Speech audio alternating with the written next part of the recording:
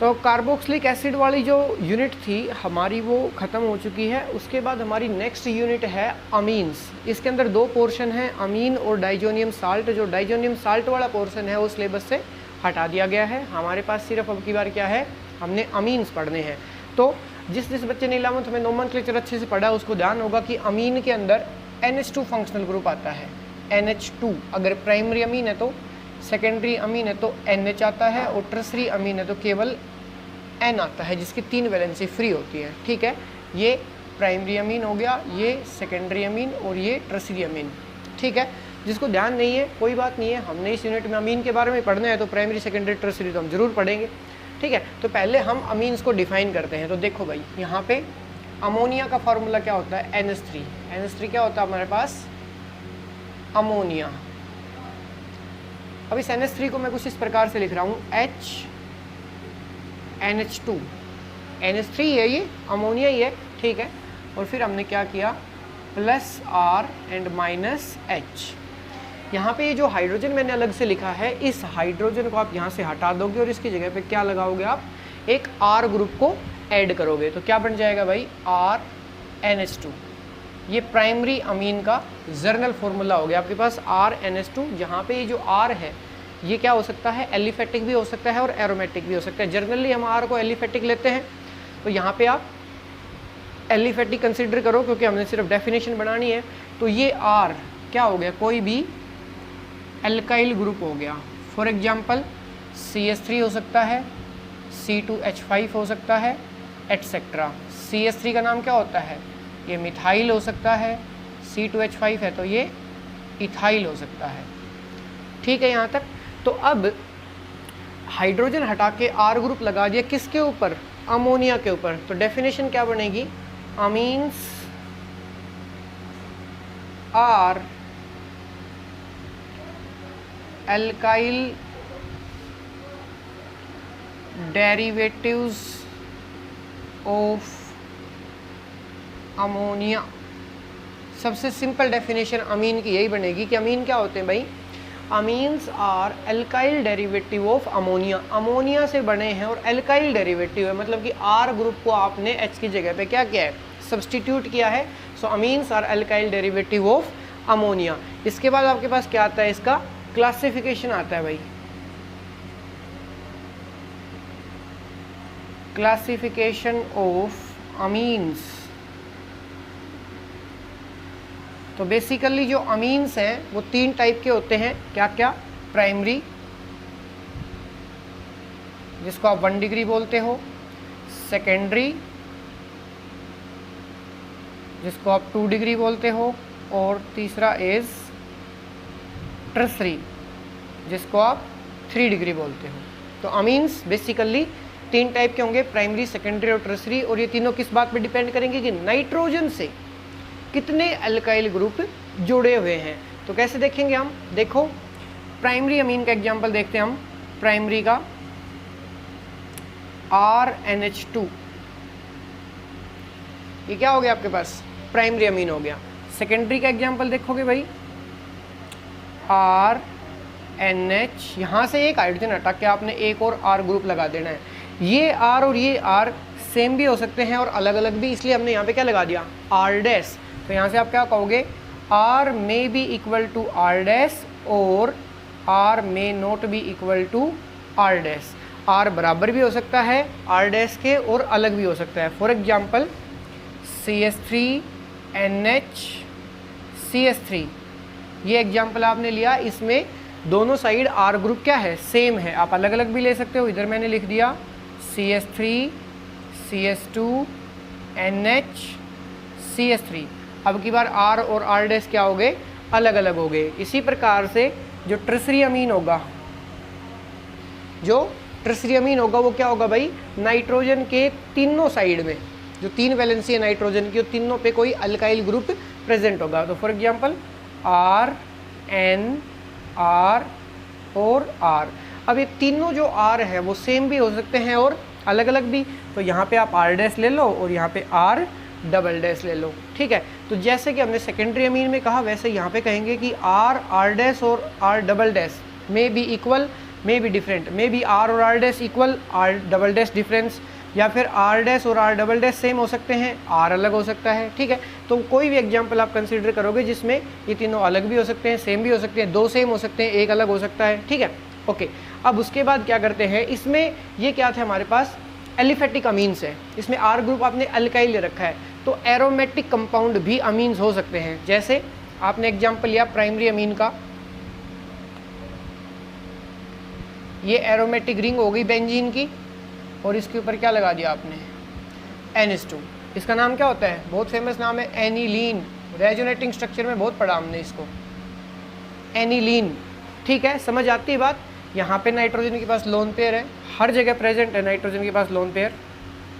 Ammonia के अंदर भी होता है, यहाँ पर भी मिलेगा, क्योंकि नाइट्रोजन के आउटर मोस्ट में इलेक्ट्रॉन कितने हैं, 5। भाई नाइट्रोजन का एटॉमिक नंबर 7, कॉन्फ़िगरेशन क्या होगा 2,5, तो 5 है, 3 ही बॉन्ड बना रहा है हर जगह पे। नाइट्रोजन कितने बॉन्ड बना रहे हैं, 3 बॉन्ड बना रहे हैं, तो 2 इलेक्ट्रॉन जो एक्स्ट्रा बच गए वो किसकी तरह काम करेंगे, यहाँ पे लोन पेयर की जगह काम करेंगे।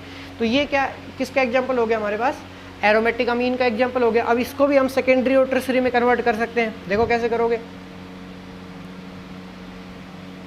ये बेंजीन, ये NH और ये CH3, ये प्राइमरी अमीन था, ये सेकेंडरी अमीन हो गया, क्योंकि नाइट्रोजन के ऊपर 2 ग्रुप हो गए, एक ये एरोमेटिक ग्रुप और ये एक एलिफेटिक ग्रुप हो गया। इसी प्रकार से इस हाइड्रोजन को हटा के अगर आप एक और CH3 लगा दोगे तो क्या हो जाएगा, टर्सरी अमीन हो जाएगा। तो हमने अभी क्या सीखा, अमीन्स की डेफिनेशन, एल्काइल डेरिवेटिव होते हैं, दूसरा classification of amine, primary secondary और टर्सरी हो सकते हैं। ठीक है, प्राइमरी सेकेंडरी और टर्सरी में ध्यान देने की बात यही है कि NH2 दिखे तो प्राइमरी, NH है तो सेकेंडरी, और खाली N दिखे तो टर्सरी। ठीक है, अगर मैं एग्जांपल ये लेता हूँ, देखो CH3 NH2, this is primary amine, tertiary नहीं है, ये कार्बन टर्सरी है, लेकिन यहाँ पे तो नाइट्रोजन से केवल ये पूरा एक ही ग्रुप जुड़ा हुआ है, ये तो एक ही ग्रुप काउंट होगा, ये एक R ग्रुप है, तो ये R NH2 की फॉर्म में ही हुआ। ठीक है, तो ये क्या रहेगा, हमेशा प्राइमरी अमीन रहेगा। जहाँ पर आपको NH2 दिख जाए वो प्राइमरी अमीन है, NH दिख जाए वो सेकेंडरी अमीन, और खाली N रहे जिसकी 3 वैलेंसीज कौन सेटिस्फाई कर रहा है, कोई अल्काइल ग्रुप, तो वो क्या रहेगा भाई, वो टर्सरी अमीन रहेगा। ठीक है, यहाँ तक। इसके बाद अमीन्स में हमारे पास नेक्स्ट टॉपिक आता है स्ट्रक्चर ऑफ अमीन्स। अमीन्स का स्ट्रक्चर कैसा होगा, तो देखो भाई हमारे पास जनरली 3 एग्जांपल है हमारे पास, RNH2, RNHR और RNR और R, मतलब प्राइमरी, सेकेंडरी और टर्सरी। ठीक है, यहाँ पर नाइट्रोजन के पास एक लोन पेयर, यहाँ पर भी एक लोन पेयर और यहाँ पर भी एक लोन पेयर। ठीक, तो हम थोड़ा नाइट्रोजन के बारे में देख लेते हैं। नाइट्रोजन का एटॉमिक नंबर 7 होता है, तो सिंपल कॉन्फ़िगरेशन क्या होगा 2,5। ये तो हम 9th क्लास से ही पढ़ना शुरू कर देते हैं, 2,5। ओके, तो आउटर मोस्ट में 5 इलेक्ट्रॉन है, लेकिन बॉन्ड कितने बना रहे हैं, 3 बॉन्ड बना रहे हैं, यहाँ से साफ दिख रहे हैं, इस R के साथ, एक इस R के साथ और एक इस R के साथ, और एक लोन पेयर बच गया। तो जब हाइब्रिडाइजेशन आप कैलकुलेट करते हो तो सबसे सिंपल रूल क्या बताया आपको, क्या काउंट करना आपने, सिग्मा बॉन्ड प्लस में लोन पेयर काउंट करने हैं। सिग्मा बॉन्ड कितने हैं, single bond is always sigma, 3 sigma bond है और एक लोन पेयर है। ठीक है, इलेक्ट्रॉन 2 हैं लेकिन लोन पेयर तो एक ही काउंट होगा, पेयर का मतलब जोड़ा, 2 इलेक्ट्रॉन से एक जोड़ा बन रहा है, तो टोटल सम क्या आ गया 4। जब टोटल सम 4 होता है तो हाइब्रिडाइजेशन क्या आती है भाई, sp3, और sp3 के अंदर शेप क्या होती है, आइडियल शेप टेट्राहेड्रल। शेप क्या हो जाएगी, टेट्राहेड्रल।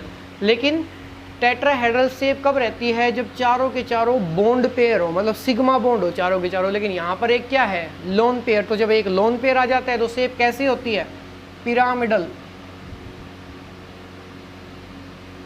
कैसी शेप रहेगी भाई, पिरामिडल शेप रहेगी। तो हम शेप को बनाते हैं, नाइट्रोजन, एक ये लोन पेयर हो गया और 3 इसके पास ग्रुप हो गए, एक R ग्रुप है, एक H है और एक H है, ये प्राइमरी अमीन का स्ट्रक्चर हो गया। ये जो पिरामिड बनेगा ये कुछ इस प्रकार से रहेगा हमारे पास। ठीक है, साफ दिखाई दे रहा है, एक ये बॉन्ड, एक ये बॉन्ड और एक ये बॉन्ड। ठीक है, इस प्रकार से रहेगा ये पिरामिड बनेगा, गुंबज टाइप। ठीक, तो यहाँ से आप क्या कहोगे, नाइट्रोजन की जो हाइब्रिडाइजेशन है वो sp3 है, और शेप कैसी है, पिरामिडल या ट्राइगोनल पिरामिडल। शेप कैसी रहेगी, ट्राइगोनल पिरामिडल। ठीक है भाई, यहाँ तक। जब शेप टेट्राहेड्रल होती है, आइडियल शेप होती है, जो कि CH4 की है, जैसे CH4 की स्ट्रक्चर बनाऊँ मैं, कार्बन, हाइड्रोजन, हाइड्रोजन, हाइड्रोजन और हाइड्रोजन। यहाँ पे कार्बन का हाइब्रिडाइजेशन क्या है, sp3 है, क्योंकि टोटल सम यहाँ पर भी 4 ही है, 1 2 3 और 4 सिग्मा बॉन्ड है। यहाँ पर हाइब्रिडाइजेशन sp3 है और शेप कैसी है, टेट्राहेड्रल। तो आइडियल टेट्राहेड्रल के अंदर जो बॉन्ड एंगल होता है वो कितने डिग्री का होता है, 109 डिग्री और 28 मिनट का। लेकिन यहाँ पर 109 डिग्री 28 मिनट का नहीं होगा, क्योंकि लोन पेयर है तो ये रिपेल करेगा इसको, लोन पेयर और बॉन्ड पेयर के बीच में रिपल्सन होगा, तो ये बॉन्ड क्या हो जाएंगे, थोड़े से कॉन्ट्रैक्ट हो जाएंगे, डिक्रीज हो जाएगा बॉन्ड एंगल। कितना रहेगा यहाँ पे बॉन्ड एंगल, 107 डिग्री का रहेगा। ठीक है, प्राइमरी अमीन का स्ट्रक्चर हो गया, bond angle 107 degree, shape trigonal pyramidal, hybridisation nitrogen की sp3, 3 सिग्मा बॉन्ड है और एक लोन पेयर है। जब आप सेकेंडरी अमीन पे जाओगे RNH4 पे, तो सिर्फ क्या बदलेगा, एक हाइड्रोजन की जगह पे R ग्रुप आ जाएगा, एंगल यहाँ पर भी 107 डिग्री का रहेगा। जब आप टर्सरी अमीन पे जाओगे तो जो एक हाइड्रोजन बचा है उसकी जगह पे भी R ग्रुप आ जाएगा। इस केस में जो बॉन्ड एंगल है वो 107 की बजाय कितना हो जाएगा, 108 डिग्री का हो जाएगा। रीजन क्या है, 3 R ग्रुप है, बल्कि ग्रुप हो गए, तो ये भी तो आपस में थोड़ा रिपेल करेंगे, आपस में ये रिपेल करेंगे तो क्या होगा, जो बॉन्ड ऐसे कॉन्ट्रैक्ट हुआ था वो थोड़ा बहुत एक्सपेंड हो जाएगा। कितना एक्सपेंड होगा, 1 डिग्री जितना। 107 से बॉन्ड एंगल कितना हो गया, 108 डिग्री का। ये टर्सरी अमीन के अंदर ये डिफरेंस आएगा, बाकी बिल्कुल सेम है, शेप ट्राइगोनल पिरामिडल ही रहेगी, hybridisation sp3, bond angle 108 degree का हो जाएगा। तो ये क्या था भाई हमारे पास, स्ट्रक्चर ऑफ अमीन। इसके बाद नेक्स्ट पोर्शन में क्या है, नोमेनक्लेचर है। नोमेनक्लेचर मतलब IUPAC के हिसाब से, IUPAC सिस्टम के हिसाब से आपने नाम लिखने हैं अमीन्स के, जो कि हमने 11th के अंदर सारे पढ़ रखे हैं। नोट्स में जितने एग्जाम्पल है आपने वो करने हैं। ठीक है, अगर किसी में भी प्रॉब्लम आती है तो आप मेरे पास मैसेज कर सकते हो, कोई प्रॉब्लम नहीं है, मैं उसका सॉल्यूशन नेक्स्ट वीडियो के अंदर डाल दूंगा। ठीक है भाई।